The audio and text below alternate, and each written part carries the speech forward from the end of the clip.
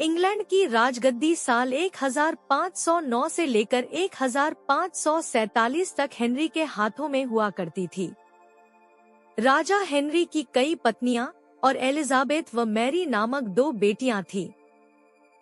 इनमें से मैरी राजा की पहली पत्नी की बेटी थी। राजा हेनरी को मैरी ज्यादा पसंद नहीं थी, इसलिए वो उसके साथ बुरा व्यवहार करते थे। मैरी महल के नौकरों के साथ महल का काम करती थी। अगर मैरी कुछ कह भी दे तो राजा उसकी कोई बात नहीं मानते थे।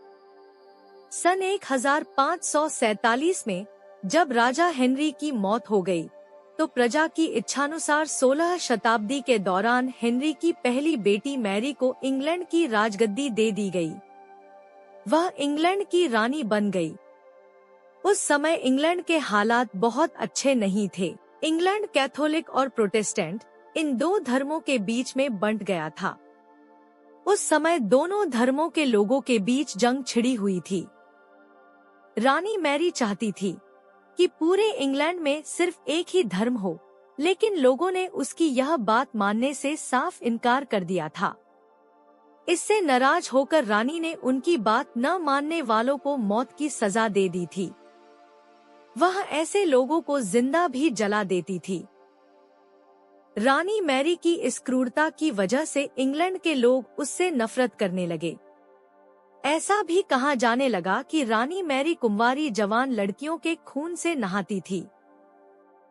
उसका मानना था कि उनके खून से नहाने से वह ज्यादा दिनों तक जवान रह सकती हैं। कुछ सालों बाद रानी मैरी ने शादी कर ली और कुछ समय बाद इंग्लैंड में एक खबर आई कि रानी मैरी गर्भवती हैं और जल्द ही उनके राज्य को उनका नया राजा भी मिल जाएगा। इस बात से हर सभी खुश हुए, लेकिन उस समय रानी मैरी के साथ बहुत ही अजीब घटना हुई। उनके गर्भ से किसी भी बच्चे का जन्म नहीं हुआ, बल्कि कुछ ही महीनों के बाद रानी मैरी का पेट फिर से सामान्य हो गया। वहाँ के ओझा लोगों ने अपनी तंत्र विद्या से बताया कि रानी मैरी के गर्भ में कोई बच्चा नहीं, बल्कि एक भूत आकर निवास करता है। कुछ समय बाद फिर रानी मैरी के गर्भ में वही भूत आकर रहने लगा और वह फिर से गर्भवती हो गई। इस बार भी रानी को कोई बच्चा नहीं हुआ और उस घटना के कुछ ही दिनों के बाद रानी मैरी की मृत्यु हो गई। इसके बाद मैरी की छोटी बहन एलिजाबेथ को इंग्लैंड की राजगद्दी पर बैठाया गया और एलिजाबेथ इंग्लैंड की नई रानी बन गई। रानी मैरी की क्रूरता की वजह से इंग्लैंड के लोग उसे एक निर्दयी औरत मानते थे। वहीं जब उसके गर्भ में बच्चे की जगह एक भूत का निवास होने लगा, तो लोगों ने उसे शापित भी करार दे दिया और इसी वजह से उसे लोगों ने ब्लडी मैरी का नाम दिया। कहानी से सीख: अपने निजी विचारों व सोच को लेकर दूसरे लोगों पर दबाव नहीं बनाना चाहिए।